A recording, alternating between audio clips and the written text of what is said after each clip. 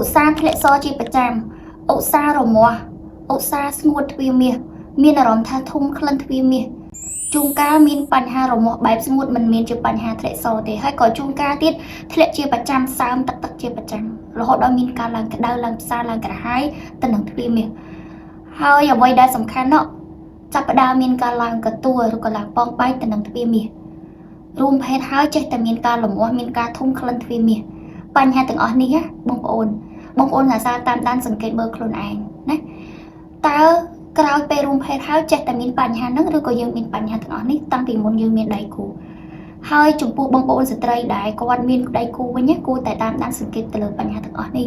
ប្រសិនបើជាមានការឆ្លងជំងឺណាមួយមានការបង្ករោគណាមួយយើងឆាប់ទទួលការដោះស្រាយឬក៏ព្យាបាលណែនាំពីគ្រូច្បងបានត្រឹមត្រូវមិនមែនចេះតែយកថ្នាំតែញ៉ាំប៉ាត់ណាប៉ាត់ណីហើយរអ៊ូថាញ៉ាំអត់បាត់សួរចុះសួរឡើងញ៉ាំថ្នាំចេះតែផ្សំទឹកផ្ដេសទឹកដាស់ចាអត់មានការយកដឹងទៅលើកម្រិតជំងឺអត់មានបញ្ហាការថែទាំយកចិត្តទុកដាក់អត់ដឹងពីមូលហេតុនៃបង្កបញ្ហាជំងឺនឹងបែបម៉េចមិនដឹងថារកវិធីសាស្ត្រដោះស្រាយពីដើមហេតុបែបម៉េចទើបឲ្យជាអញ្ចឹងវាធ្វើឲ្យជំងឺនឹងសមនឹងថ្នាំដាក់អីក៏លែងចូលដាក់អីក៏លែងបាត់ដែរដោយសារតែការជ្រើសរើសព្យាបាលរបស់យើងអត់បានត្រឹមត្រូវយើងចូលចិត្តប្រើពាក្យថាសាកល្បង